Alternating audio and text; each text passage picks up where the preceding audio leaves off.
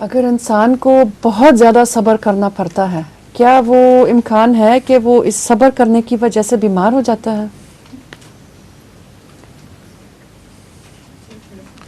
یہ امکان بھی ہے کہ بہت صبر سے بیمار ہو جاتا ہے.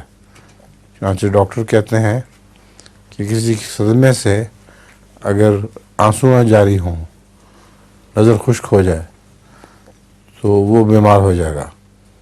اس لیے کوشش کرتے ہیں کہ کسی طرح اس کو رلایا جائے. تو صبر الگ بات ہے اور رونا الگ بات ہے.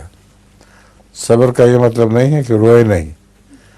رونا تو سنت ہے.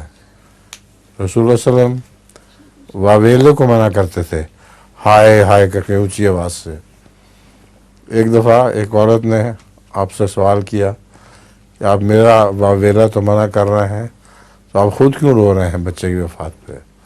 آپ نے فرمایا یہ رونا جو ہے یہ رحمت ہے، واویلا نہیں ہے. تو صبر اور چیز ہے اور رونا الگ بات ہے. رونا جائز ہے، اس سے بیماری نہیں پھر ہوتی.